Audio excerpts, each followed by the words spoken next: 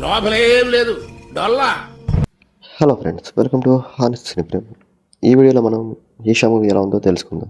ముందుగా స్టోరీ విషయానికి వస్తే, ఒక నలుగురు ఫ్రెండ్స్, వాళ్ళ నలుగురు కలిసి సామాన్యుల బలహీనతను క్యాష్ చేసుకుంటున్న దొంగ బాబాల నిజ స్వరూపం బయటపెడుతూ ఉంటారు. అలాగా వాళ్ళ లిస్టులోకి పృథ్వీ గారు వస్తారు. ఆ తర్వాత ఏం జరిగింది అనేది స్టోరీ లైన్. మూవీ చూశాక నా ఎక్స్పీరియన్స్ చెప్పాలంటే, ముందుగా ఈ మూవీ టీం గురించి మాట్లాడుకోవాలి. వీళ్ళు చేసిన హడావిడి అంతా ఇంత కాదు. ఏదో అరుంధతి, మసూద, రాత్రి, మర్రి చెట్టు, కంజూరింగ్, ఈవిల్ డెడ్ వీటిని మించిన హర్రర్ మూవీ తీస్తున్నామనేలా తెగ బిల్డప్ ఇచ్చారు. ఒక అంగీకార పత్రం మీద సైన్ చేసి మూవీ చూశాక మీకు ఏం జరిగినా మాకు సంబంధం లేదు అనేలా ప్రమోట్ చేశారు. ఈ స్టేట్మెంట్ని నమ్మి మూవీకి వెళ్తే మాత్రం తలనొప్పి తప్పితే ఇంకేమీ రాదు. మూవీలో హర్రర్ కాదు కదా, హర్రర్ బొమ్మ కూడా ఉండదు. మూవీ స్టార్టింగ్లో ఈ సీన్ వస్తుంది. సో ఈ సీన్లో ఏంటంటే ఒక రకమైన హర్రర్ బీజియం బ్యాక్గ్రౌండ్లో వస్తూ ఉంటుంది. అక్కడ ఆ పిల్ల మాత్రం ఏదో కొంచెం దెయ్యం పట్టిన దానిలాగా బిహేవ్ చేస్తూ ఉంటుంది. బేసిక్గా ఏమనుకుంటాం, ఓకే ఇప్పుడు ఈ పిల్ల బాడీలోకి దెయ్యం వచ్చింది, ఓకే కొంచెం ఇంట్రెస్ట్గానే ఉంది అనిపించింది.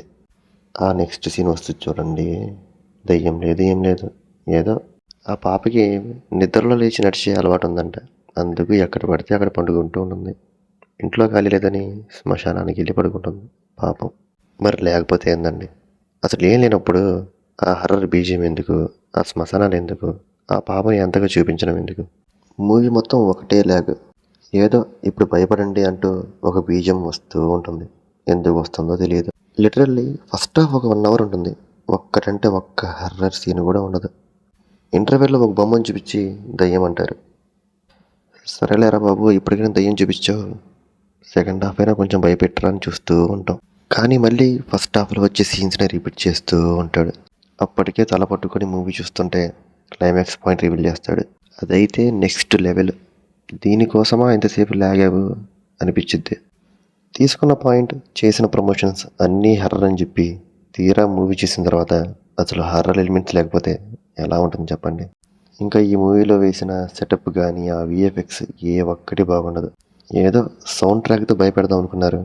మెయిన్ మ్యాటరే వీక్ అయినప్పుడు ఇంకా ఎన్ని హెర్రర్ సౌండ్స్ ఉంటే ఏం లాభం? ఇక్కడ ప్రాబ్లం ఏంటంటే, డైరెక్టర్ ఒక పాయింట్ని అనుకున్నాడు, దాన్ని క్లైమాక్స్లో రివీల్ చేస్తాడు. బట్ దానికోసం ఈ మధ్యలో జరిగే ఈ లాగ్ అంతా అవసరమా అనిపిస్తూ ఉంటుంది. రైటింగ్ అయితే చాలా వీక్గా ఉంది. ఫైనల్గా మూవీ గురించి ఒక మాటలు చెప్పాలంటే, ఫేక్ ప్రమోషన్స్ చేసి మూవీకి రప్పించుకున్న ఆడియన్స్కి మాత్రం ఈ మూవీ ఒక పెద్ద తలనొప్పి అని చెప్పాలి. సో ఇది ఫ్రెండ్స్, ఈషా మూవీ రివ్యూ. మీకు కనుక నా రివ్యూ నచ్చినట్లయితే మన ఛానల్ని లైక్ అండ్ సబ్స్క్రైబ్ చేసుకోండి. అండ్ మీరు కనుక ఈ మూవీ చూసినట్లయితే మీ యొక్క అభిప్రాయాన్ని కామెంట్లో తెలపండి. అండ్ నెక్స్ట్ వీడియోతో మళ్ళీ కలుద్దాం. Until then, bye friends.